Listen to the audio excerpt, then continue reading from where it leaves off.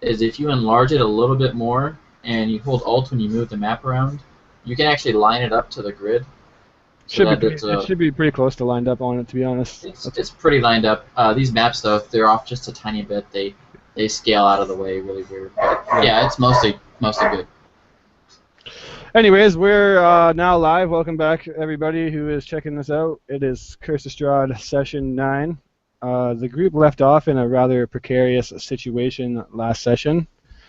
We entered the Wizards of Wine, where when they came upon, they met the Martikovs, the owners of this esteemed winery, and discovered that the reason wine was not flowing through the country is that it has been in fact taken over by these kind of feral druids that almost don't seem to have much humanity left in them. They are all dressed in these kind of animal skins and dirty bark-like skin. They basically barely even can be identified as a human. Nonetheless, the group bravely proceeded into the winery and cleared out most of these druids and horrible little tree-like blights. Um, Kind of announced to the group, though, they noticed in the horizon that a swarm, or a horde, I guess we should say, of these blights, only much larger, started surrounding the area. They didn't really have much choice but to go in and kind of just clear it out and use that as a kind of outpost to hopefully fight these creatures off. Upon inside, they found a druid wielding a kind of crazy black smoky staff that Druid and Druidic referred to as the vampiric staff. Gaia got a hold of it and went into a kind of psychedelic vision of horror where she's seen a giant bloody tree and these blights, these twig blights kind of dancing around here ceremoniously. She fell back into the tree and started to be absorbed, and when she came out of her vision, she was laying on the ground stunned, unable to really talk or get out any kind of clear words. As the group came to discover this fact, they also discovered that the blights have surrounded the winery and entrapped them in. That's where we start. So, you want to do initiative? Yeah, we can jump into initiative, I guess. That makes sense. I was going to give you guys a couple seconds, but if you're really that eager to just go, then... Well, it would make it a little bit easier. Yeah, I know, I'm just looking here. Exciting. All right. Wow, we're off to a wonderful start. I am unable to select Gaia. That's interesting. Let me try to fix that. I think I know what happened. Basically, for some reason, when I was dragging Gaia in before, she was monstrous. So I changed her to the adequate size, but probably forgot to select what are you her. saying there, Chris? Like, I know Mary could be mean sometimes, but geez, you don't have to call her monstrous. She was like 30 squares big. Try now. Should be fixed. All's well. She has such low health. Oh, that doesn't sound promising. And I guess I might as well pull up Mr. Dragar. Everyone probably noticed that we're down a member of the group. Actually, two, in fact. One member had to permanently drop out of the campaign, so that kind of sucks. But Dan, a.k.a. Dragar, is also missing tonight, just to make matters even more interesting for them. Initiative for Mr. Dragar. All right. So initiative's up. I'm not gonna completely just jump you guys right away, though. You have a second. You basically, as the rain kind of starts to pour a little heavier now, a storm seems to be sweeping in. You hear thunder in the distance, but more prominently, you hear these branches scraping across the sides of the Wizards of Wine now that you're trapped in. If you look out a window, you'd see them start to pile on and dig their tree-like claws into the side of the building and start pulling away boarding and banging at the doors that Rion has encased you guys in, or barricaded you guys in. For now, the building is holding, but with the sheer amount outside, you have questions that it's probably not going to hold them off for the night. You hear Dragar out in the loading bay just kind of yelling at these creatures. He's borderline, you know how Dragar does it, he's borderline going in a rage and getting ready to fight these creatures. Bring it. I'm going to run upstairs here, and that's going to take me where they are, and then I'm going to yell at Dirge to destroy the staff. Mm-mm-mm. Destroy it. Break it in half. Set it on fire. Do whatever you can to destroy it. And then As I'm gonna run back Rion, downstairs. Oh, go ahead. yeah, as Rion says this, her eyes just kind of go like really wide, like Steph, and just starts kind of muttering, almost incoherently, just Steph, give, Steph, and say she's in her mad fit, and so you guys can take it as you want. Yeah, basically, Super Jerry fix. just kind of holding up Gaia, and she seems to be almost like stuttering out these words. That is kind of hard to hear, but you obviously hear her saying what she did. I suppose I don't know if I can break a magic item. I don't have a magic item to break it with. I guess I could try. And she would pull the item out, kind of carefully pulling it out and placing it on the ground before attempting to just smash it with her warhammer and see if anything happens. All right. No, Steph. I know Gaia is stunned, but like, is she like trying to reach for the staff at this point? I don't think she can move at all, but like She's essentially not able to move, but she is saying something to you guys. Okay. Well, yeah, she keeps saying staff. She's a little crazy. Well, actually, and she'll see her friend act strange. Do you think the walls here will hold up for 10 minutes? I mean, they're little plant creatures. I know they can claw at the walls pretty fiercely, but No, we have like hardly no defenses down here, and Dragar's in the loading bay. I'm surprised you can't really hear him screaming at this well, point. he's always screaming, I suppose. But we're not in a very good spot. Does anything happen when Dirge tries to break the staff? Give it an attack roll. It'll be fantastic. I'll smash it right now. Here we go. All right. As you smash into this staff, you hear or you see the cracking of it. It doesn't completely break in half with that, but as you do, a puff of large black smoke oozes out from the head of it, and it actually makes its way through the air and over towards Gaia, who then, as the smoke kind of encases her, she goes into like an epileptic kind of seizure once again, like you guys have seen before. Gaia, as this happens, you're helpless to do anything about it. You just see the smoke coming for you, and you get the kind of horror and ominous feeling that something bad is going to happen, and before you know it, you're plunged into darkness once more.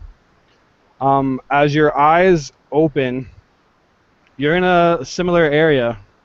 You see this big bloody tree again. As you look to your own hands, though, you notice something is way off. Your hands are incredibly dirty and dark, and as you look at yourself, you notice that you look incredibly incredibly like the druids that you have just faced. Your robes are tattered and covered in dark, and bark is now like growing into your skin. Your horns are completely blackened and probably covered in some kind of blood that's oozing down over your face. You're grasping onto the staff, and you just have this fierce kind of growl as you're looking at these blights, and you slam it into the ground, and they all just kind of wave their hands up, almost like praising you as their master. You then hear the cry of a infant baby, and you look behind you, and you see in this kind of ritualistic circle another druid that looks to you with a baby in its hand and kind of a sacrificial dagger, and it looks to you almost asking for permission.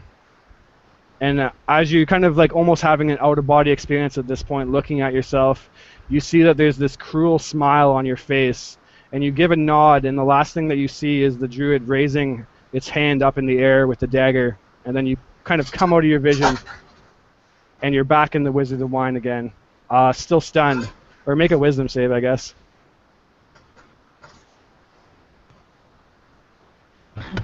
8. Still stunned. But you come out of your seizure now. George is just trying her best to hold you up, or maybe even prop you down on the ground just to make sure you don't hurt yourself. But that's what you see. And you look at the staff, and it's almost broken in half. You would hear the kind of retching and squealing of the twig-like creatures, though, as you hammered into that, Dirge. Yeah, she would see the black. She could see the black smoke, right? Yeah, you've seen it go up and kind of basically seep into Gaia's mouth, and then her start to seizure. She would see this and look even more panicked than normal. Uh, Yeah, Gaia would have when she comes out, like as that's happening, like I would say the only kind of reaction that she would be able to like give at this point is just like these tears are just coming out of the corner of her eyes and whatnot. Mm-hmm. Dirge would get even more panicked, and she would just look at this staff, knowing that it's this evil artifact, and she would just quickly raise her warhammer up. Yeah, and would Gaia at this point, like not that she'd be able to communicate this, but from what we had mentioned earlier, kind of the idea that I was hoping to have her do, would she now feel what they are what Dirge is trying to do is the right thing? Can you give an insight for me? Sure.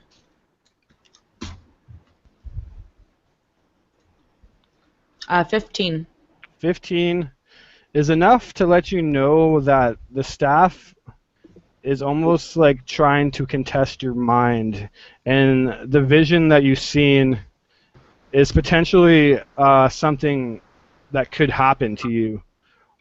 This staff is very evil, and just touching it almost seems to kind of like put an infection on your very soul. And the things that were happening were almost not so much of a dream as it was like a prophecy or something. That's something that could definitely happen. And it would seem to you, you would know now that the staff does seem to have a connection to this giant bloody tree and to the twig-like creatures. Okay, cool. So you can do with that or do with that what you may. Okay. All right. Yeah, Dirge would look back to her friend who's on the ground, just looking for her to say no. And if she doesn't, she would just smash this staff viciously. All right, give it one more attack roll. Okay. And you do, and this time you smash it right in half, and big black kind of smoke disperses from it, only this time not towards Gaia, but up into the air, like steam kind of evaporating away. Suddenly, the pounding against the wood and the scraping of the building and the prying of these creatures has stopped. Oh, I think that fixed it. Thank you, Gaia. I'm so sorry. I didn't mean to do this to you. Gaia also comes out of her stun at this point. Oh, good. Yeah, she takes in some breaths as though she is just like not really been breathing or anything. And it's just like, oh, no, thank you for doing that vile thing. And she just kind of stops slowly and big breaths and whatnot, just really trying to collect herself. And I think that I've been behind those creatures, and she'll it's like check the windows. Are still outside. Yeah, she would look outside just to make sure. And as you look outside, all you would see is piles of twigs at this point, large humps of it, as the creatures are no longer moving on their own and seem to have shambled into dead piles of sticks and stuff. It does not seem like they're living anymore. Gaia, I'm so sorry. It was wrong of me to ask you to embrace evil to protect us. It was a choice that I made, and it would have been so much worse. Thank you for not giving that staff back to me. I feel like you only did that because I pressured you into doing so. How is Gaia looking at this point? Like, She's probably like clammy, sweaty, and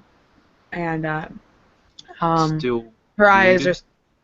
Oh yeah, she's wounded to say the least, um, and she's just like just kind of that lingering shakes to her arms as her mind's just kind of racing with like holy crap the things I saw.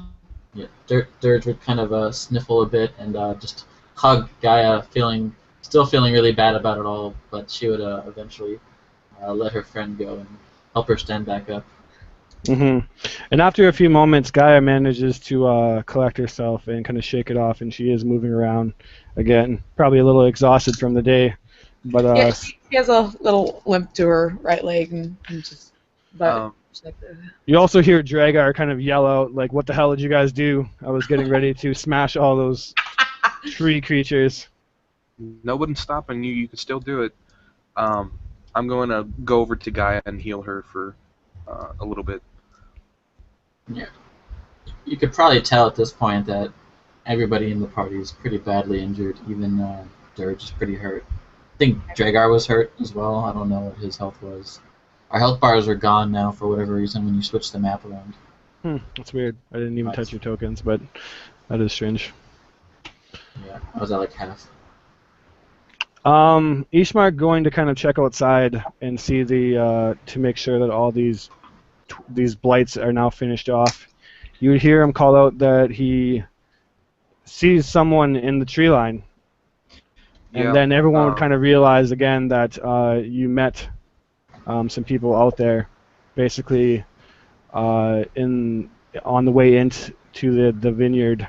You met the Martikovs, who were hidden away in the bushes, kind of in some like little, almost like alcove inside of a large tree that was almost rooted up a bit. They still seem to be out there for some miraculous reason, and he says, "Should we talk to them, or what do we do now?"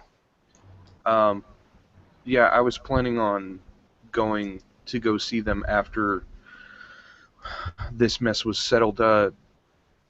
I think me and Dragar should go and bring them to the winery. You guys want to rest here? that would be, yes, I would like to rest just a little more.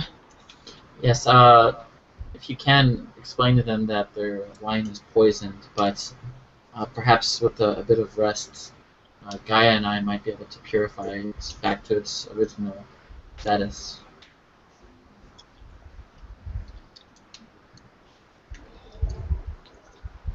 And so is Rion and Dragar kind of heading out to go talk to them then? Yeah, I'm kind of dragging Dragar with me All right. since he can't say no. You walk out, and Davian Martikov, this kind of short, bearded man with dark hair, almost like hunched over, kind of like a hunchback, comes up to you, and he was like, "What the hell happened out there? I seen them surround you. I thought all was lost. They were tearing down my vineyard, and then suddenly they all screeched and fell to the ground. What did you do?" One of them was carrying a wicked object.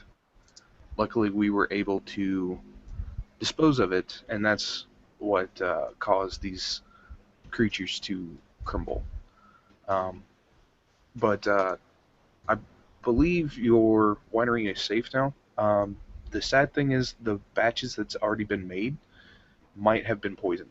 We saw one of the druids pouring some sort of, was it liquid or powder, Chris? Liquid, black ichor. Yeah, some sort of liquid into one of the winery, or one of the vats. We couldn't tell which ones or how many that they've already poisoned, but I do know of one of them that they did. So I'm not sure if you should use any of them. Maybe you should just throw out all of it and try it over. He would exclaim, "Oh no, those bastards! They poisoned the wine. That is the current batch that we had brewing. We are almost out of wine as it is. There's only a couple kegs left in the winery itself. That may have been our only hope." He calls to his oldest son, "Adrian, please go to the fermentation, check the vats, and see if there's any that can be salvaged or if they all are poisoned. I believe the one on the far left, and he would actually say, like, I'm not sure which one's north, but he would actually, call out that one we know has been poisoned. Yep. And you could relay that to him, and his oldest son would go pretty much right away. As they're now kind of like walking back to you, just he asks you if you're sure that you've cleared it out, and after kind of reassurance, he thanks you, and he says that my family they are in your debt. Barovia may even be, but I fear that even with this small victory, all is not okay. All Well, might be still for the worse. The winery, I don't know if it will continue. on the bright side, you have plenty of kindling. He just kind of looks at you like, And the fuck? when he looks at him, you could tell that Rion is just trying to find some sort of brightness out of this kind of dreary Hmm. event. So, and that's like the best he can come up with at this time. So, Yeah, and he just kind of looks at you and looks how like kind of maybe not. I don't know how exhausted or beat up Rion is, but it's been a long day nonetheless, and you probably look at least dirty and sweaty. And he says, "Please come into the winery and have you and your friends rest up. It's the least we can do. My wife Claudia will cook you some dinner, and you stay the night. No? I would have to talk to the others, but I believe they want to rest. One of our companions took quite a beating, not only physically but mentally as well. Yes. You are welcome here. Please, let's come in and talk. I would like to thank your friends as well." And after a couple minutes, you'd skirt on into the house, and they would bring you basically to the kitchen table up on the second floor, sit everybody around, and ask essentially like what happened. Looking at Gaia, seeing that she seems to be under at least a little bit of trauma, even though she's looking all right now. She would, Actually, I kind of worded it. I sent Joe a little message where it's like, yeah, guy will say that will make mention of the tree, and then she kind of like, oh my goodness, dozes to sleep.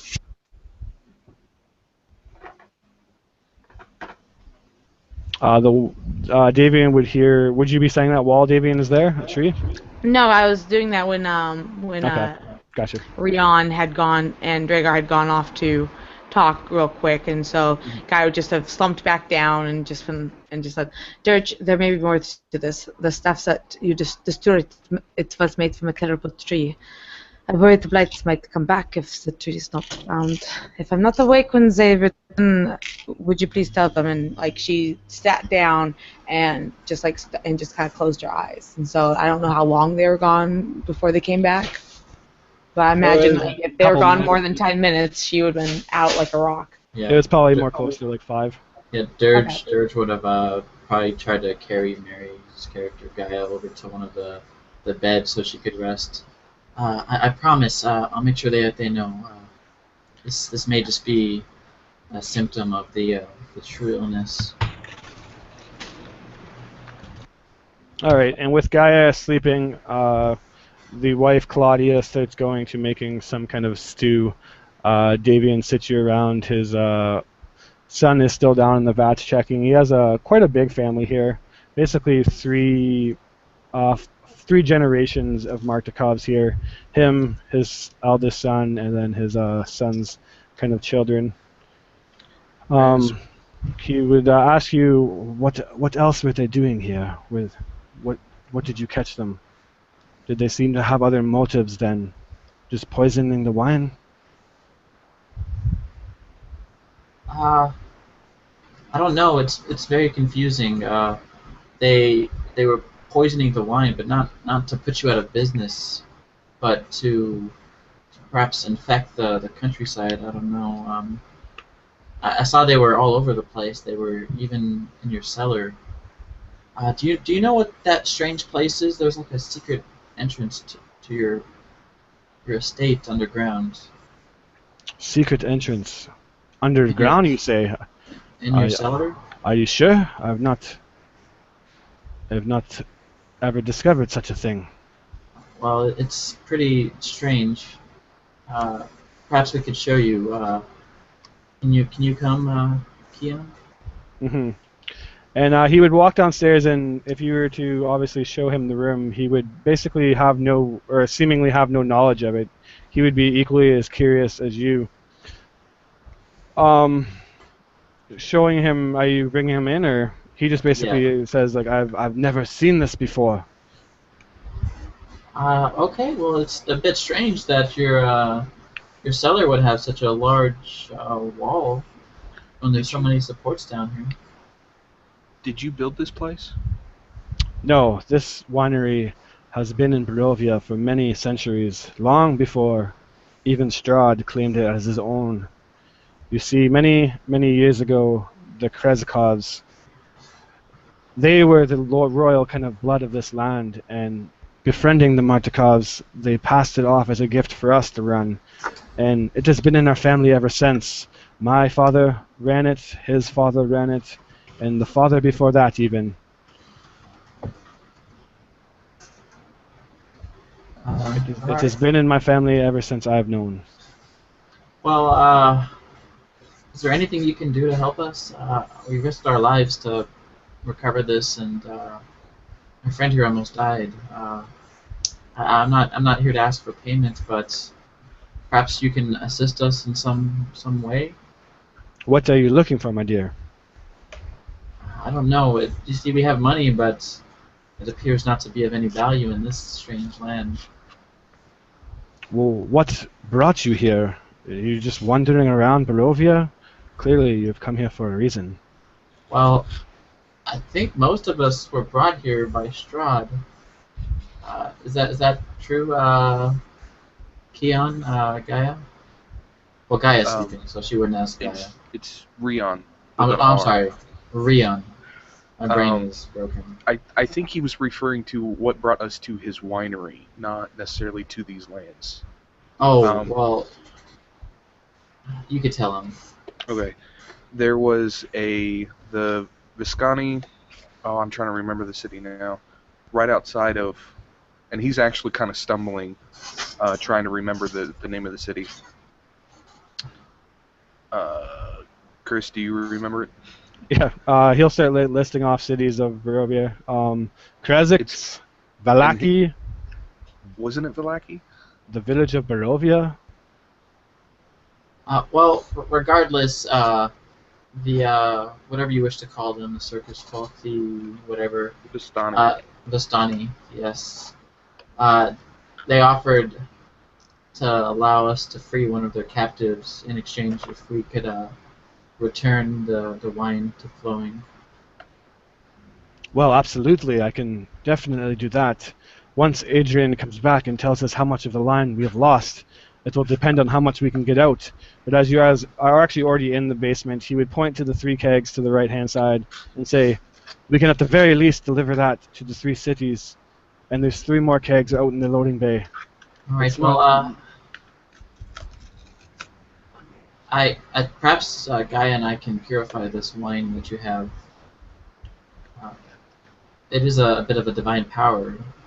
If we were He to rest says for the evening, we that could would perhaps. at least prolong it, but I fear, and he kind of brings you up and he points to the vineyard. Things are not going well. You see, this is a cursed land, and when I say cursed land, I do not mean just metaphorically, but physically. Nothing can grow naturally in this land besides the trees in the Salavic woods. But our family, long ago, was given these seeds of life, and we planted them in the vineyard, and it grew a prosperous grape of a mass amount, you see. And our family for many years harvested this and provided wine to all of the people in Barovia. But as years have passed, people have come to the knowledge of this, and over a year ago, the first one was stolen. We do not know who took it, but nonetheless, with 2, we were able to keep the wine flowing. Recently, though, we've been under attack by an old witch or hag by the name of Lysaga. I believe it's her who stole the second one. And Are then you as the talking about druids... seeds? What's that? Are you talking about seeds Yes, that was they're, stolen? Oh, okay. and he kind of holds his hand, and he holds his hand in almost like a giant kind of football almost size, and he says they're magical gemstones that glow a faint green. They have immense power of life, and when you plant them, you see, it gave us the power to grow wine. But like I said, this witch, I believe it is her who has been pestering us for many of months that stole another, and then finally as the druids attacked recently, they made off with the third. Without these gems, the the grapes will no longer grow. And if the grapes no longer grow, inevitably, we will run out of wine, whether you purify it or not. Yes, I understand, but my friend Gaia, when she grabbed this corrupted staff, she saw a vision of this strange evil tree. This tree was what the staff was made from. Perhaps He the says, true tree, you problem. say. Did she Yes, describe the tree? it was a terrible tree. It was very vague. I'd have to ask her when she wakes up, but I have a feeling that perhaps you might be looking at the problem wrong as well. Perhaps you have to use these enchanted seeds because this tree is corrupting the land. Perhaps if we were to remove this tree and perhaps the hag or whatever witch is controlling it, perhaps normal things could live on this land. He would nod and say that's an interesting theory you have, but I promise you that the only one who plagues this land is none other than the Dreadlord himself. Every bit of evil in this land is from him. I don't know if you're correct in saying that. No one has ever tried to defeat Lysaga. She is a very powerful woman.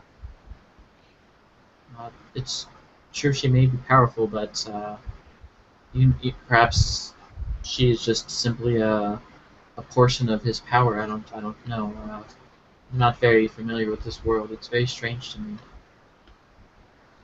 I imagine it must be a horror to be brought in here from another world. It is a very dark land. It's rather dark. I perhaps have seen darker, but still, we can't simply just give up. I think that as soon as Gaia recovers, we can perhaps attempt to assault this strange witch lady. I don't know. And then with that, he would say that his sons will definitely take care of getting the wine out first thing in the morning. They will take a wagon and they will ride to the three cities and provide what we have in the kegs to anybody who needs it. Hopefully, they have not poisoned all of the vats, or like you said, you are some kind of holy, magical person who could perhaps undo this evil they have brought upon our wine. That at least will prolong it and be able to let us supply what wine we have. Yes, I could purify a small dose.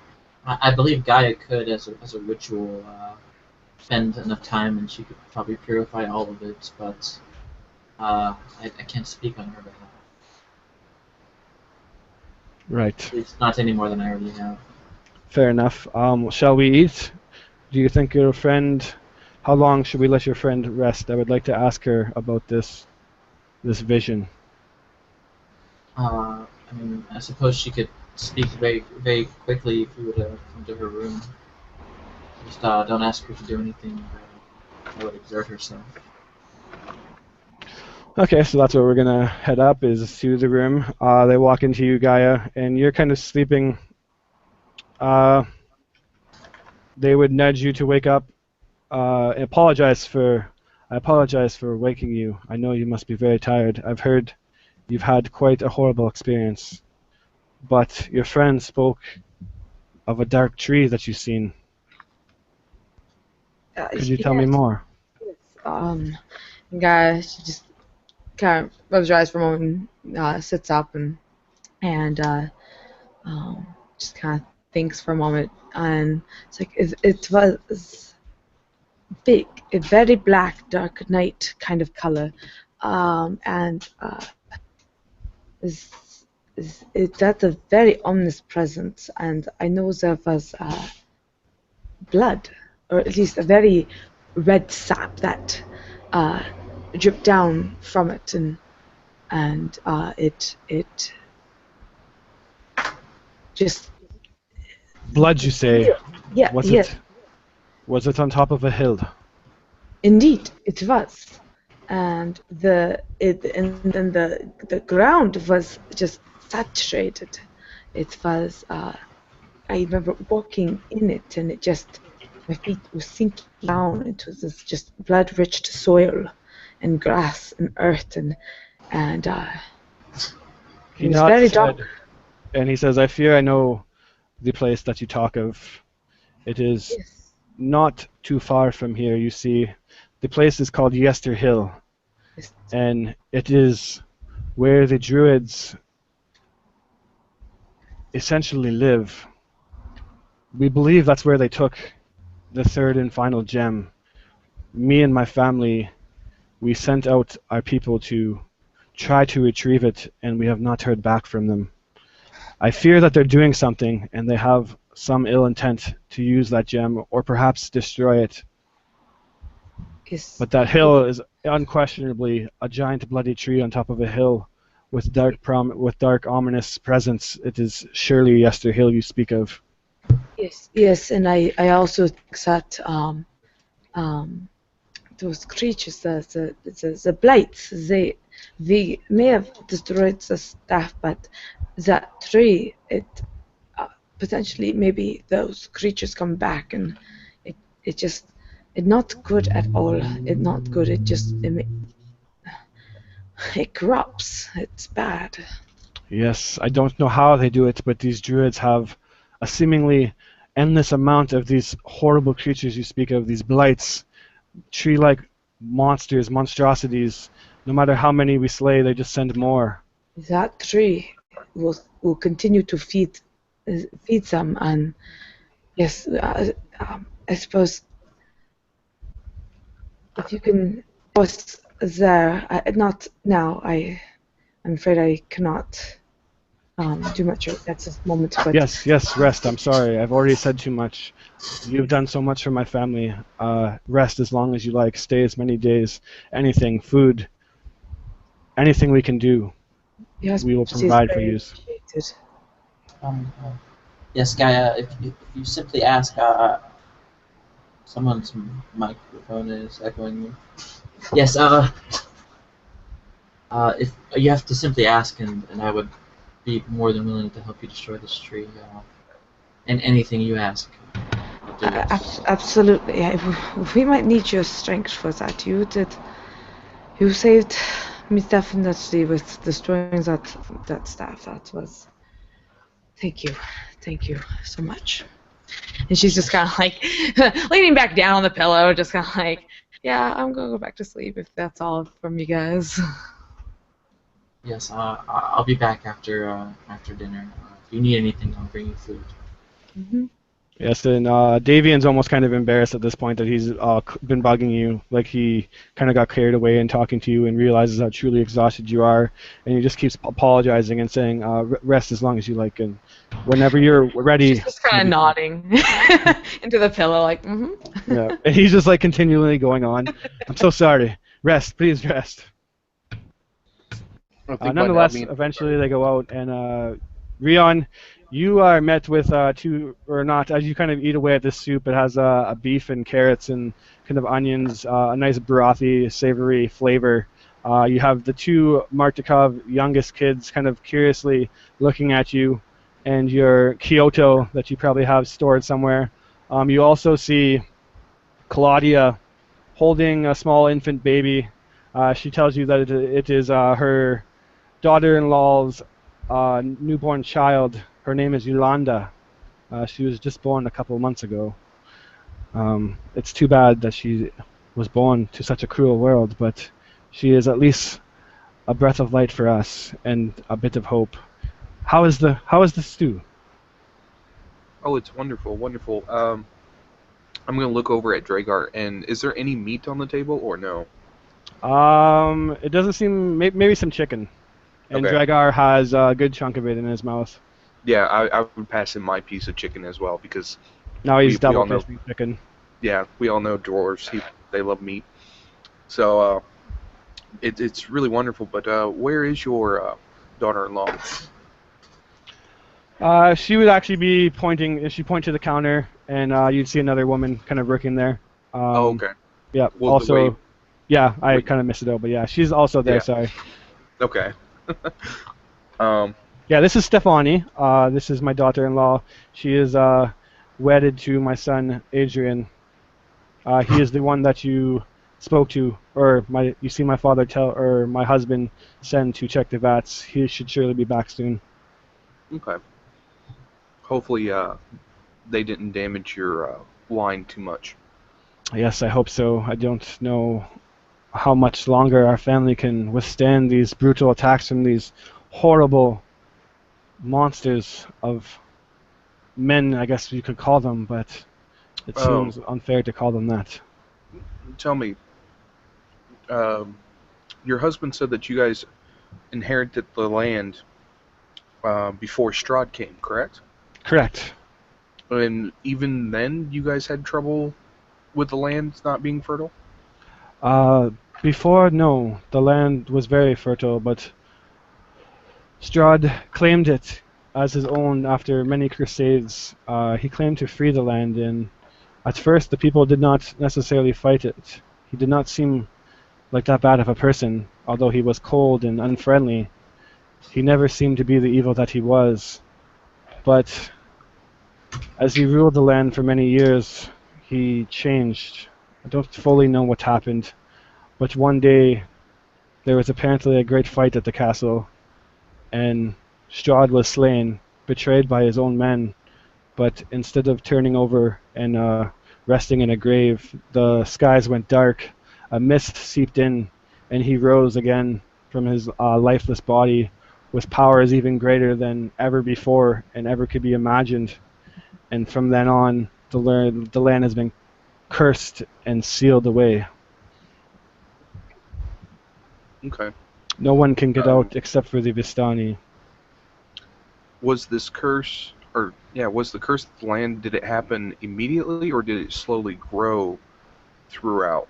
The land changed almost immediately, like a great affection or a plague quickly sweeping across the land. It was almost instantaneous.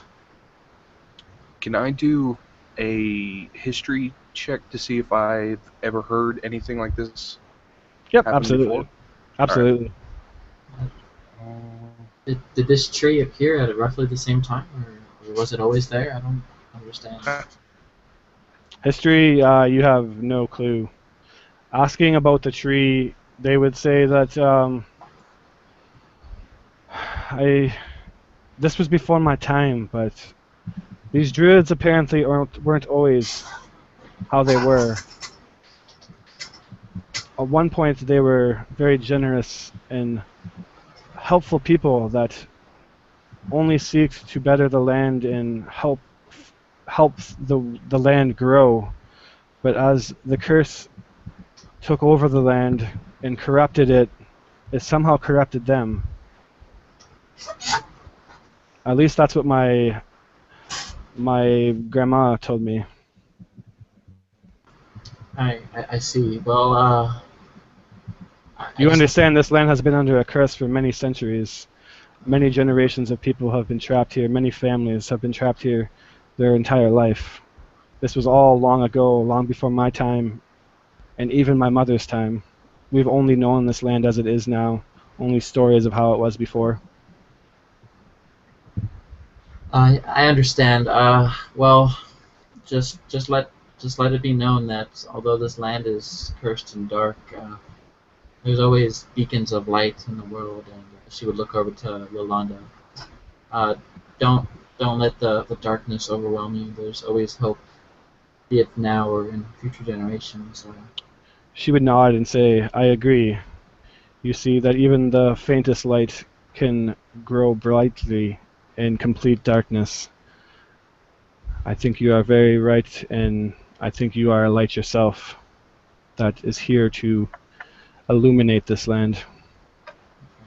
Thank you. I just have a different perspective from most. I was born into a land where there was no light at all. I spent many years there, but through the brave sacrifices of people who loved me, I was able to escape and perhaps rekindle my own light and spread it with the world around me. Perhaps Yes. perhaps you can do the same with Yolanda. Perhaps she can avoid the taint and misery of this dark land and someday help fix it. It sounds like a beautiful story that even through the darkness that you have lived, you were able to triumph and still have light in your soul. I'm sure that if people seen you and could be helped, that you might be able to show them that Strahd is not the only way, darkness is not the only way. It's getting to around dinner time now. They would start, as you kind of get in, the whole family would clear at this point. Adrian would come in and say that it appears they only managed to, at least to his knowledge, contaminate the one vat. It seems like you guys got there in time and stopped them from getting to all the supplies. So at least they tell you there is a few months at best that they could supply the land. They'd probably have to hold back a bit and not be as generous as they were before, but at least with the two vats we can give for a while. Okay. I think after dinner, Rion and Dragar would probably go helping the family like load up the wine onto the carts for it to be shipped out in the morning, or Mhm. whatever they kind of need help with. Like they would just be an extra pair of hands. Yep. And Adrian and Davian's youngest son, Elver, would be the ones helping you, and they would thank you for loading it up and say that they will set off in the morning and start delivering it to who they feel would probably need it the best or the worst. Um, Davian would call you guys out to the veranda whenever it'd probably be evening time now, and his family would be shutting down for the night. Stefani and Claudia would be putting Yolanda down for the night. Alvin also kind of retiring, or Alver, sorry. Uh, Davian says, come to the veranda and speak with me, if it is not a bother." And Um, I don't know how long does Gaia plan to sleep for? The entire I would night? just for about 4 hours. 4 hours? Okay, so 4 hours probably passed at this point. Yeah. So she come join with everyone. you're becoming a robot. Hmm? Robot. You got the Oh, robot am I? voice. Yeah. Mm-hmm. Weird. Yeah, but anyways, he calls you all out then to the veranda and pulls up enough chairs for you all to sit around the table. As you look out into the darkness of this land, it's still raining, although it's kind of a peaceful rain at this point, not a heavy storm. Every now in the distance, you see a light flicker of lightning, as some storm is clearly kind of brewing in the distance. He walks over out the door into the fermentation room and kind of disappears for a while. A few minutes later, though, comes out with a couple bottles of wine and some glasses, and he corks them and pours a glass for each of you and himself. And he says, "Tell me, I know that you clearly were not brought here on your own accord, but what do you wish to do for this land? You see, you're not the first outsiders that have been brought here. Uh, what is your purpose here?" Gaia, not that. How many times everybody still? Robot. Dang, I'm gonna refresh then. You guys Yep. keep going. Um, the reason why I'm here is to find my sister. She Yes. disappeared in the woods where I was looking, and that's how I ended up here. Actually, was I was looking for her, and somehow ended up in these woods. And he would kind of give a somewhat vague description of where in the lands. Hmm. And he would have 'Cause- like no clue what you're talking about if you're trying to describe like the forest where you originally were searching. Well, If he you would were describe the bridge that was near him. Okay, where yeah. he was. So, He would ask you what your sister's name is. Do you remember? whatever the DM Yeah, tells me, I Esmeralda don't would be her remember name. off. Gotcha. And hearing the name, he wouldn't recognize it. He would ask for a description and say that if he ever comes across her, he will tell you that you are looking for her. But he means, I mean, are your intents for yourselves? Are your intents for good, or are they for bad? You see, many people are corrupted by this land, and sometimes the temptation to only worry about yourself is very alluring, you see, because that's how most people survive in this land, is only worrying about themselves. But that only prolongs and helps out one person. What do you guys wish to do with your time here? Obviously, you're trapped, but I Am I feel like roboto? you are Lord, not no. the roboto. Woo, because Gaia at this point would be like, well, my purpose here is to bring about Pero's will. I was until so I'll leave this land of its darkness. Yeah, I was placed here for reasons unknown to me, but I imagine that the goddess of joy, Lyra, would rather me try to help people here than struggle and figure out some strange way to get back. If that happens, then it will happen. But my first priority is to help those around me. She would look over to Gaia and Rhea and Rhaegar. Whatever help they need, I'm here to help. He would nod and say that there is a great many people in this land that need help. It is good that your intents seem honorable. What about you, Rion? Well, if I was here to do bad, would I save your winery? And he laughs and he says, I suppose not. And he's already polished off another glass and is filling up another one. Are you guys just kind of drinking on pace with him or just sipping? How's everyone? Gaia would probably only have the one cup that was poured. Yeah, Dirge is not a heavy drinker. She would have the one cup. All right. He would say, normally I'm not a trusting person, but what you people did for us, not even knowing me, not even knowing my family, but springing into action and helping us for what seems like no reason. You had nothing to gain. You could have easily walked away and let my winery be destroyed and my family be carried off by these evil people, but you didn't. And that proves to me that at least there is some honor in you and that you do speak true, that you wish to help. Is Gaia looking to speak? Sort of. I was actually even curious, or it's like I remember there was a baby mentioned earlier. Did Gaia by chance see this baby? Oh yeah. Yeah, you would have seen her in the woods as you guys were kind of like springing into action. Her name is Yolanda. She's this beautiful little baby girl. Yeah, it's just more of the after fact. Like if it was before the winery, then that's one thing, but it's the after fact. As soon as when she sees her again, she'll have something to say. And so it's just kind of remembering that. Gotcha. Anyways. So he would kind of, after having a couple more drinks, you would see that he would start to get a little bit of a glow and kind of redness in his cheeks. And he would kind of smile to himself and twirl the wine around in his glass.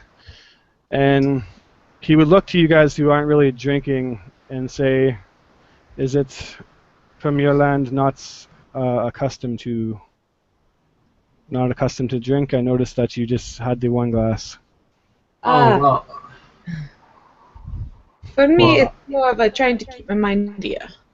I have to be ready to hear my God call if he calls.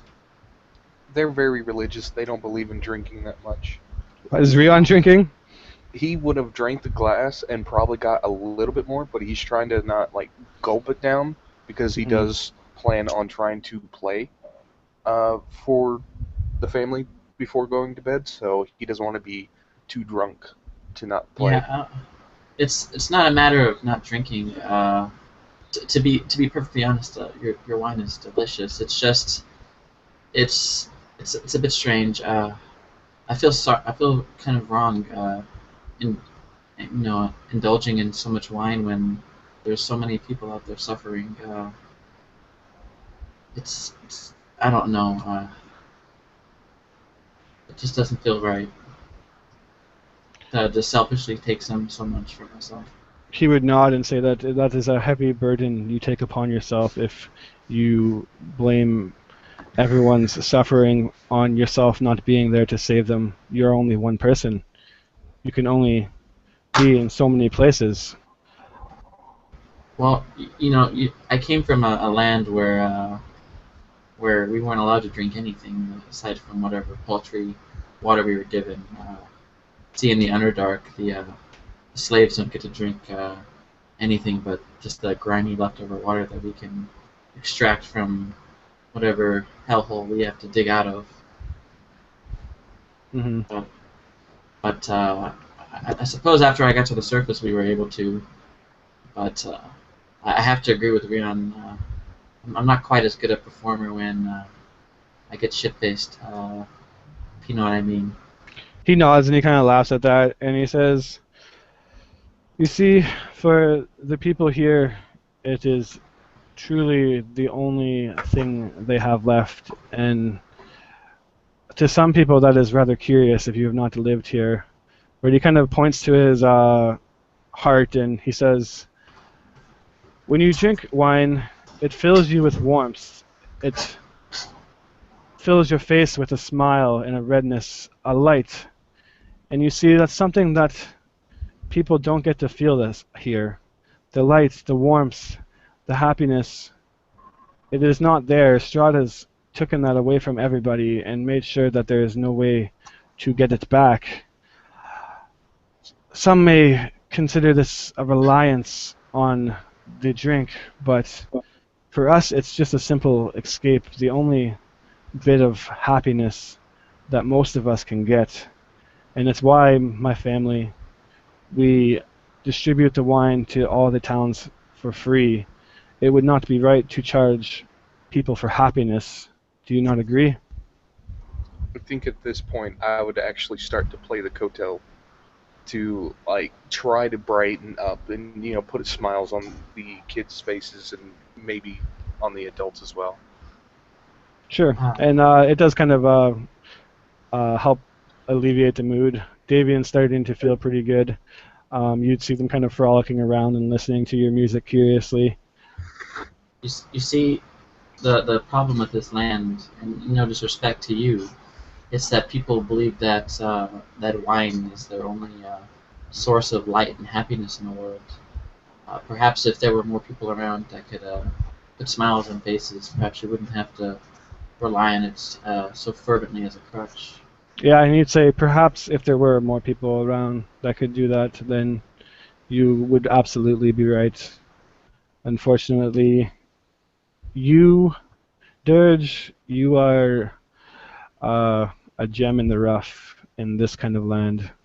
Well, perhaps I could tell you that the tale of the purple worm. The kids at this point um, kind of stop listening to Rion's music and look over to you. He just cocks his eyes curiously. What's the outside of Strahd, I suppose? What is the scariest creature you've ever seen or heard of? One of the kids pipe up and say, "A werewolf." Another one says, "One time I seen La Saga, and she was really scary." And the other ones are like, "You didn't see La Saga, you're lying." And they all kind of just like start bickering a little bit. Who's La Saga? Um, Davion would say that that's the kind of witch that lives in the swamplands of this area. Well, you've ever heard of a purple worm? That would be even more scary. To try to use like a slightly scarier voice. Just give me a brief moment, and she would kind of chuckle and walk to one of the rooms just out of vision, and you would hear like a rustling noise for just a few moments, and eventually you would see Dirge would kind of quickly dart back in. Her whole upper body is covered by this strange purple costume, Uh, it's not something they'd ever have seen or probably ever heard of, but her top half is this giant toothy maw, rows upon rows of teeth, and she would lower her head to stare at them, and the kids would be able to see her face as she kind of smiles back at them from beneath this mask. Ah, so you see where I come from. The purple worm is the most frightening creature in the world. They say that it even can eat dragons. And as she says this, you could see the teeth in this strange costume that almost seemingly move on their own as she kind of carefully stalks towards these children.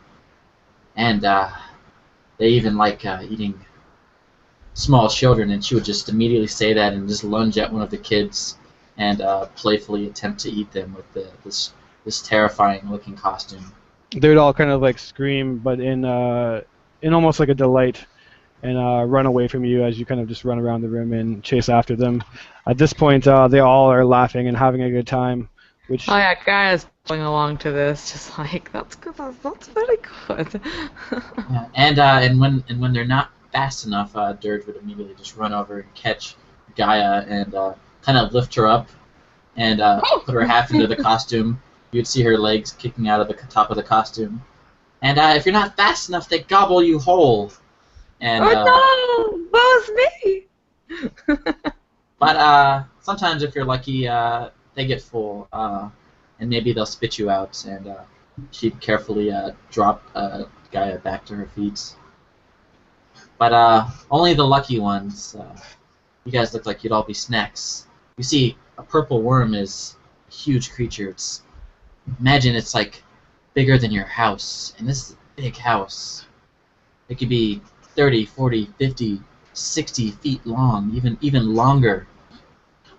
And what's even worse is they burrow underground. They can eat through solid rocks.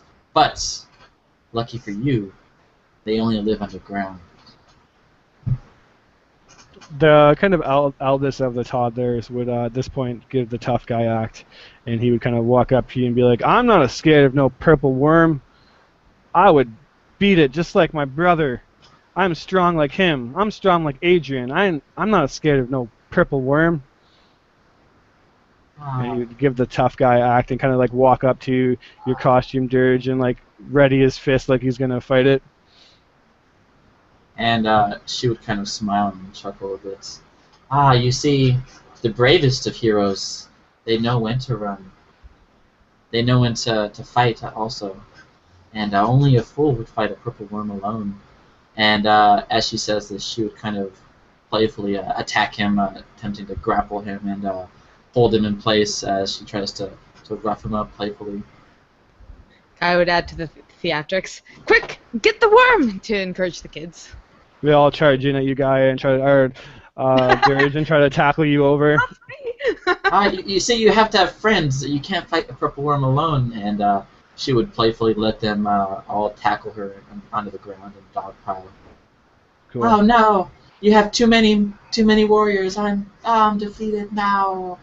I have to burrow and get out of here. And she would crawl under one of the tables and maybe next time I'll devour you. As she kind of runs away and takes the costume off outside of the room.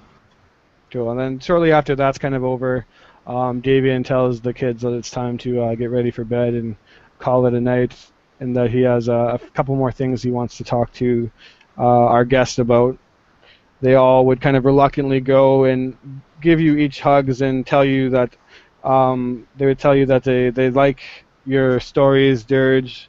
They would tell you, Gaia, that they think you are the most incredible person they've ever seen. They would be kind of amused by your satyr looks and say that you're like a beautiful human being, and that Rion plays the most beautiful music they have ever heard. Yes, very good, yes. And that Dragar has a really cool beard. And then they would call it a night. You guys can all have inspiration for role playing. That was cool. Woo! And then Davian would say thank you for making them laugh, making them have a good time. Unfortunately, they don't get to experience that too often. You don't know how much it means to me to see my grandchildren laugh like that. Well, it's just proof that there is joy outside of the drink, and maybe someday they'll tell somebody the tale of the purple worm, and And he maybe they says, can get a laugh out of their friend as well. yes, it is probably proof of that, and it's proof of one other thing, that you are clearly good people, and that you are clearly here to help. And if you are here to help the people of Barovia, then I am here to help you too, and my family is here to help you. Adrian at this point would come up to you and he would say, "Come, I have something to show you." And he would show you across back into the fermentation room, under the stairs, and into the glass blowing room. He would walk up to a small kind of barrel that has a bunch of like wood shavings and sand in it, and he would move it to the side and then step on this kind of trap door, which would then sink away and kind of pull away to this casing of the storage box. He would then motion to his son to hand him what seems like a key, and then unlocking the case, he would have something kind of sheathed in a cloth, and he would hold it out. My family has protected this for a very long time. We do not have the power to wield it, but perhaps one of you beacons of light, maybe you can use this. And he hands it out to whoever has an open hand. Gaia will immediately snatch it up, just going, this! And What- as she kind of get closer to her face, we'll kind of get a disappointed look for a moment, just like, never mind. And she, just kind of looking a little abashed, and we'll then kind of look to Dirge, like, yeah, you take a look at it. Yes. Yeah. What is this? It seems very important to you for you to. As you to fold hide away it. the cloth, he hands you a hilt of a sword, but only the hilt. The blade seems to be broken off in some way.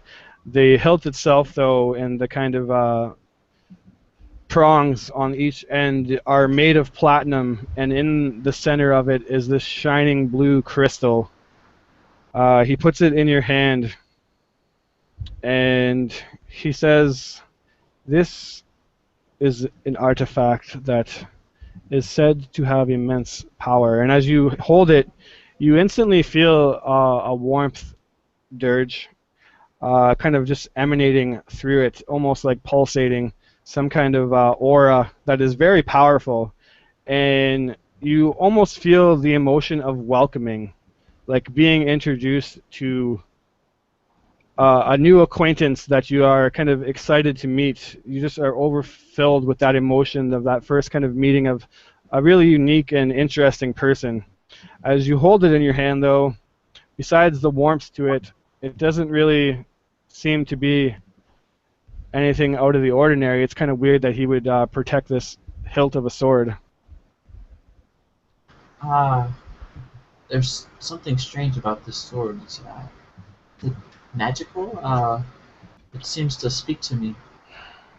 And he would tell you, you see, long ago when Strahd fell to this curse and became the dreadlord that he is today, not everybody was afraid of him. Not everybody backed down. And one of his chamberlains broke into his castle and stole this sword that Strahd seeked to destroy. You see, he feared it.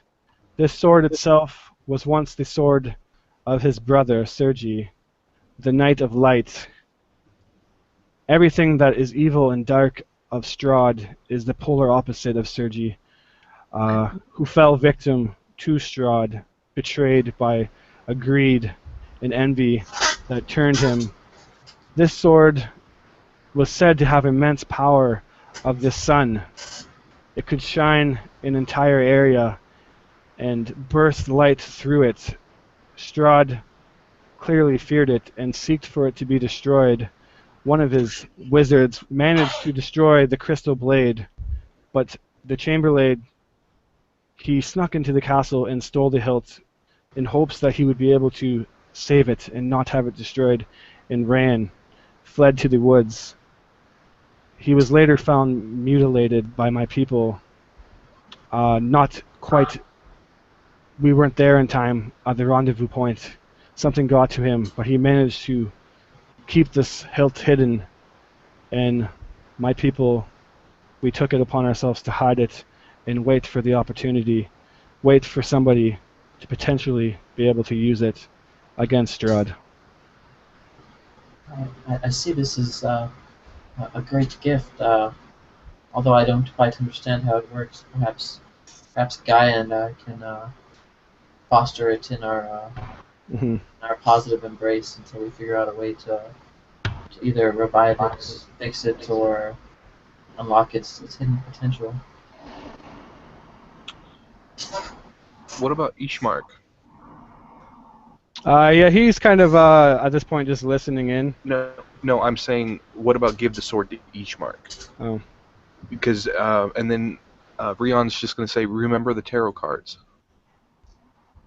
Uh, Indeed. He would be taken back and say, like, clearly, such an important item. You do not wish to bestow it upon me. You all make me pale in your comparison. You're such wonderful fighters. I am. But the terrors refer to you. Yes. So, And he's just like shocked that you would even suggest giving it to him.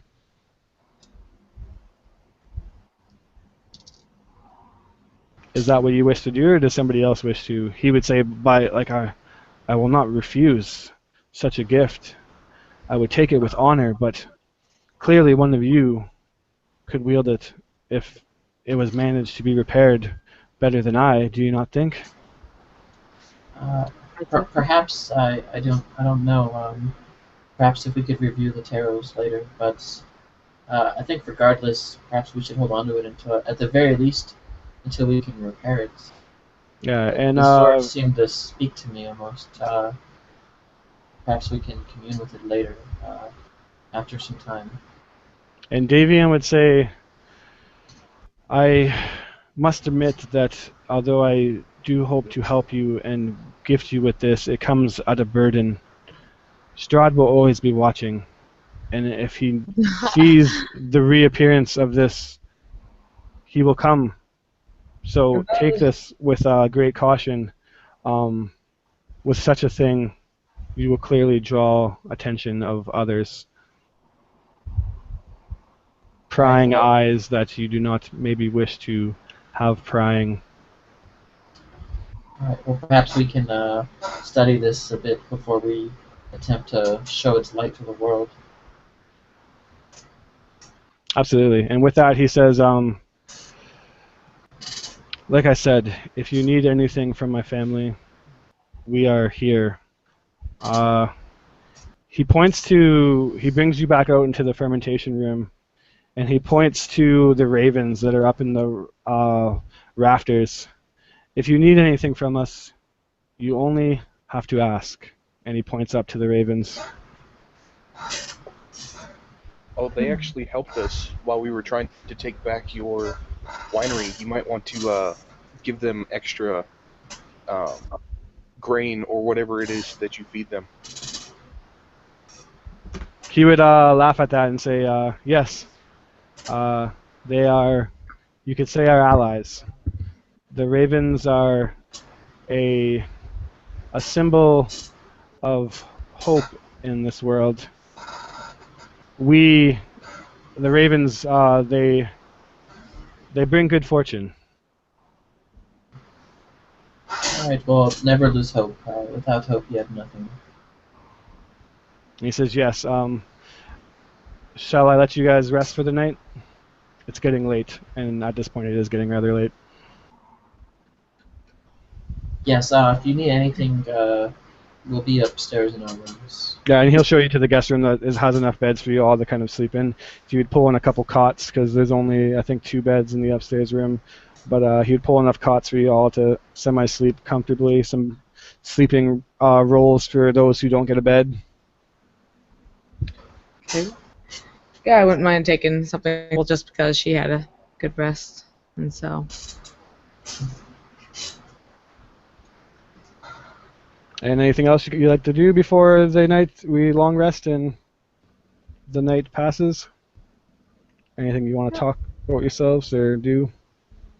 I think the only notable thing that guy would be doing that night would be like, she'd have like a candle or something just kind of sitting there and work and whatnot, but with this little bit of light, as she kind of, I don't know, keeps watch for a little bit, and just I already rested earlier, and just she'd probably jot a little bit in her journal, and but yeah, that just she would go to sleep. Yeah. Before she does, Gaia, Dirge would ask. I know it's a bit strange to ask, but should I ever lack the courage to do the right thing? Could you please just tell me? I felt really bad asking you to embrace that artifact when we should have just destroyed it to begin with. Guy just kind of looks at her and is like, just kind of has a very thoughtful expression on, just like, it. You may have asked me to hold the staff, but I agreed to it. You did not force me. So no, worry no more. I am perfectly capable of making my choices. And you did the right thing in the end. Like, there was a moment where I thought that the staff held it, the staff would attune, and then we'd be able to call down the blights, but when you hit that staff again, it became more clear that it was tree and the staff that controls the blights. All right. Well, perhaps we can make an agreement between friends.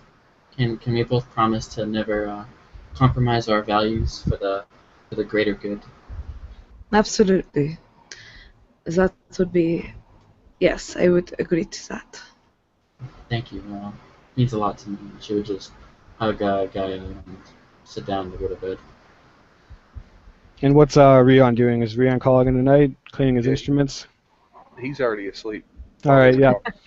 And pretty much as soon as you guys got into bed, you hear the loud snoring of Dragar that everyone's become accustomed to sail them off into their sleep.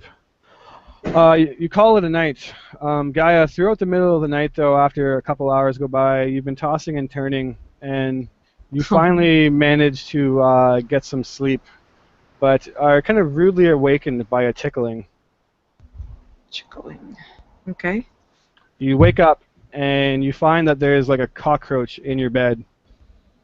Ugh.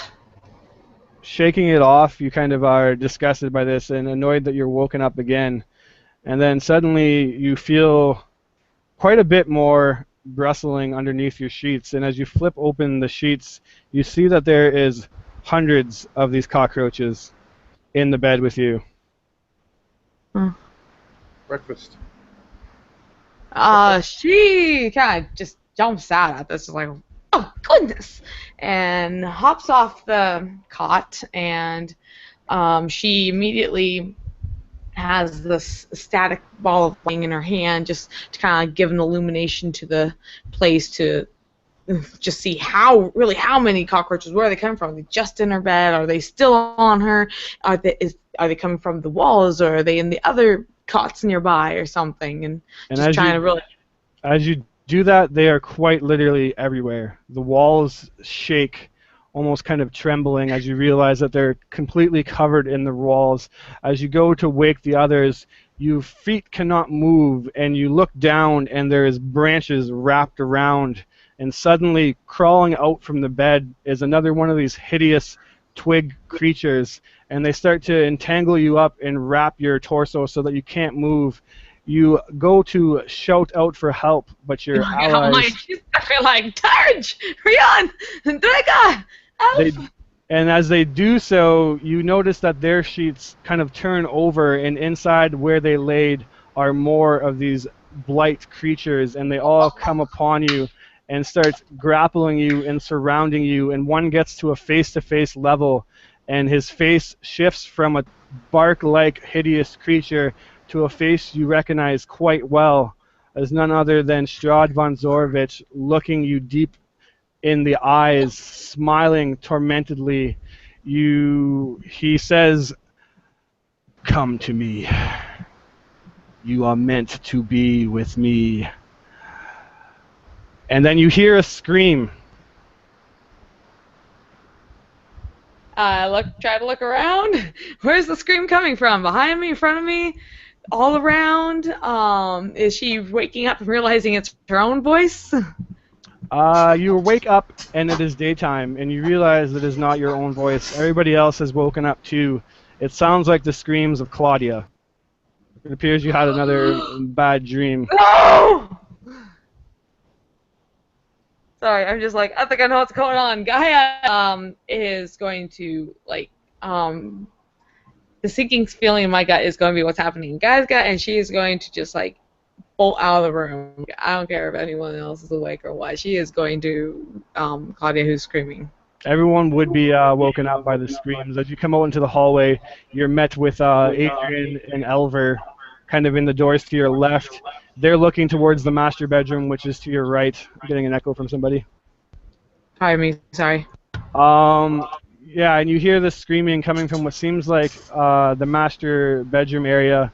As you were to make your way through the kitchen, you would see Davian having his hands to his head in the kitchen, and he's just like frantic, like, no, this cannot be. No, how did this happen? And this is the father that has the baby, right? This is the grandfather. Okay. And Claudia, the grandmother, is still screaming. You would see Stefani, the mother, come running out and crying, "Father, we must do something." What is it? What's wrong? Yolanda, she's gone. He would point to the and master Gaia bedroom in the at crib. this point, without like skipping a beat, she's like, "We go to insert hill name now. We need to go now." And she's like just trying to get out that memory, that thoughts like, she will be at the hill. We have to go now. We go now. She's in trouble. She's in danger. Yester Hill, Davian kind of snaps out of his panic. Why do you say that? Why would you think she would be there? And I just kind of gets a little tight-lipped and just. I saw a baby sacrificed yesterday, and I have a very feeling that this might be happening if we are not quick. You hear Stefani just cry out sacrifice, and she just like bursts into tears, crying for Yolanda. Yolanda, please, no. Davian instantly points to Adrian. He looks at him sternly. Adrian, now, go. You see the boy, the older son, kind of instantly spring into action, and he runs towards the window and jumps. And suddenly his body contorts and shifts, and you hear snapping of bones, and suddenly his clothes kind of fall off him, and ripping out are these dark black feathers, and he shifts himself into a raven and smashes out the window and flies away.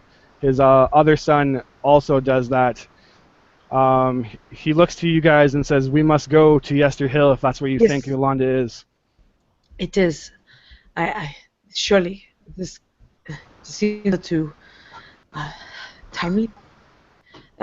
And Gaia just like is now zipping upstairs real quick, grabbing her a belt and sword and whatever gear she might need, and going back down the stairs as fast as she can and such, and just like hopefully everyone else is following suit and hurrying out the door onward to the Yester Hill. What is everybody else doing in this chaos? If Dirge would after hearing Yolanda being taken, she would feel really bad having said all the things about Yolanda, and she would kind of look to Gaia a little bit worried. You didn't mention anything about the baby. I don't know. Is she saying this is Dirge saying this to her as they're zipping back to the room to gather their things? Yeah. Okay, then Gaia, as they like get into the room, kind of under her breath, looking around a little bit, is like, I said nothing because I was the one who gave the order for her to be sacrificed. Oh no. And so like yeah, she's like grabbing her things and like zipping out of the room, moving as Dragar, fast as she for some can. reason, is the only one still sleeping, not woken up by the screams. He's still Gaia snoring is away. going to. Gaia is not even worried about him. She is worried about getting to that hill. Like. And what is Rion doing? Are you doing that on purpose so that way he can kind of just sit this one out, or? No. I'm just Okay. trying to think of what Ryan would do. Dirge would wake him up. Davian would come character. storming into the room as you guys wake up and say, "Please, take the horses in the stables. They'll be quicker than you can be on feet. My sons will meet you there. I will stay back here with Stefani." And with that, he would tell you to take the horses up in the stables. Yeah. But as they're kind of like running around with chickens with their heads cut off, Rion is calmly walking through, putting on his armor. Like, he's doing things not necessarily slowly, but making sure he has everything while they're, kind of frantically grabbing this, grabbing that. And Yeah, Gaia wasn't necessarily being frantic. It's just she is very much in the we need to go now. So the family, it sound like there might be a little more on the frantic side, but Gaia is like direct, going here, going there. Oh, horses, excellent. Off to the horses. Family definitely frantic as they jumped out the window and turned into ravens. But that seems a little bit weird. Like, Rion's actually kind of not sure if he wants to be in this house anymore, and so he's actually going to wake up Dragar, if Dirge did not, because he doesn't necessarily want to come back here. Yeah, you would come to Dirge, probably waking up Rion, I think she said, or Dragar, I think you said. Everyone would collect themselves and get their stuff ready, and then there is 2 horses, so that makes things a little bit awkward. There's 5 of you. I think maybe we could double up on the horse, but Yeah, definitely 2 a horse, but you think that 3 would probably be pushing it. I'll walk. I probably weigh the most in my armor. And honestly, for Gaia though, it'd be probably more comfortable for her to walk. Like horses are faster, but if there's only 2, like let the humans ride because they have the feet for the stirrups better than hers. Okay. So then, who's riding what? We would go Dirge and Ishmark, Dragar and Rion. Yeah, we can go with that. Sounds fine with me. All right, cool. And with that, you ride out, obviously getting your directions. I'll pull you to the big map, which is now slightly prettier than before. This is one of the maps that I couldn't get a super big version of, but it's a little better, I think. And you all hit level 5 for taking care of the winery. And let's turn to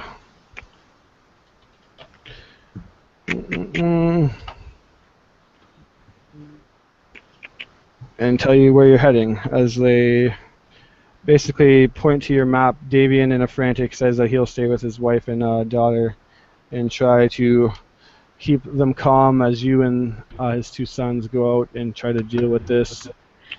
With Go ahead. the level 5 upgrade, as they kind of start heading out, Gaia then would just be like on top of you guys take the horses, and she, having watched the others, suddenly kind of remember, the others turn into birds, remembers, like, oh, I could do that too, and she will wild shape into a raven.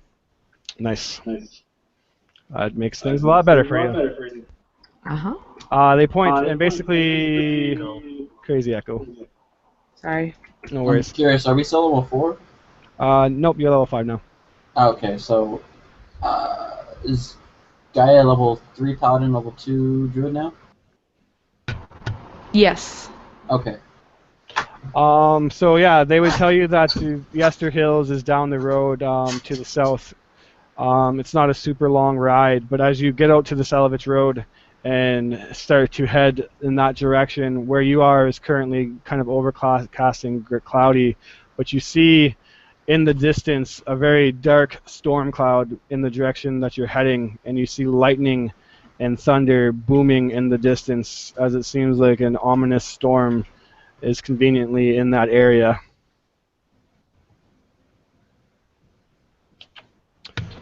Flap faster, Gaia, flap faster! You get my message, guy? On Facebook.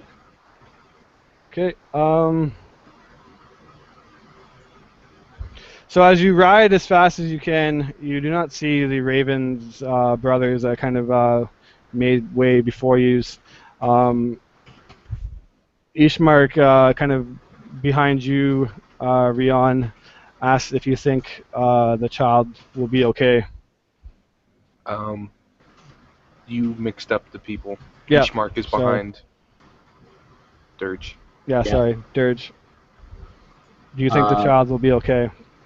As you're kind of just riding full tilt on the horse. I suppose. I don't know though. The guy had told me some terrible things about her dream. Hopefully, she won't have to order the cultist to slay the baby. And she would kind of look over to Gaia. I don't know if you want to retcon what you did, Kaya. Mary, you want to change into a different animal? So technically, I'm not allowed to be to fly. But again, my thing is, I'm going for the story flavor. It was not intentional of like. Okay. Yeah, it's fun. This is not a feature that she will use a lot. Like her shifting into an animal, is a very rare thing. Yeah, that's fine. I'm not Okay, worried about so- it right now. Just rule of cool it. So Ishmark would say, Gaia would never harm a child. What are you speaking of, Dirge? She told me she had a vision from this evil staff, and in that vision she was in charge of all of these evil creatures, but we fixed that after we destroyed the staff.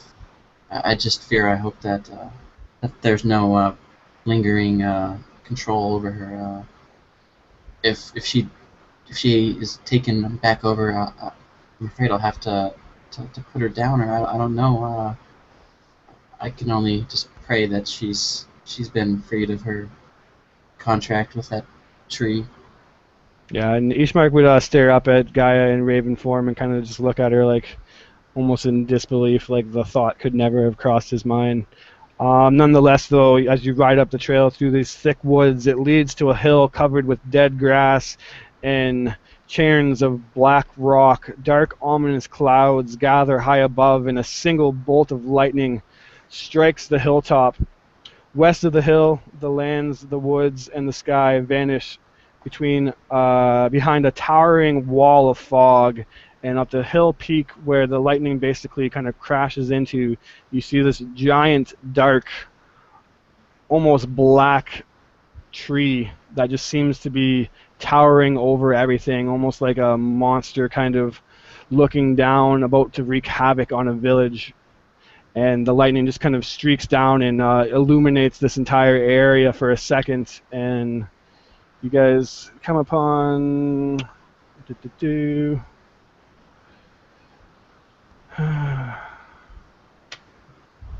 Oh, perfect. It's all shadowed. This massive hill, kind of halfway up, is this almost like man-made stone circle with these dark, kind of black stones, almost perfectly circular just before the tree, and then up on the highest point of this hill is this dark black tree that's looking over everything, and on every kind of embankment around the hill are also these large, dark, kind of black, smooth stones that stand around 5-10 feet high, all seemingly put with almost precision around the hill, kind of like in a ring, almost making some kind of bullseye. And I think for the sake of Dragar, we will call it there as you guys come up upon this place. Unfortunately, I don't want to go too much further without him. Yeah, and I think at this point when they like get to there, Gaia would come out of the raven form and just be standing as herself. And you instantly recognize this tree, Gaia, as the tree from your vision, the one at the peak of this hill. Oh yeah, she is ready to just start wreaking havoc on like we're gonna destroy this thing. All right. So yeah, sorry for the short session, guys, but like I said, I didn't want to go too far without most of you guys here. So I'm gonna end the live broadcast. Thank you anyone who checked this out, and talk to you guys in a second.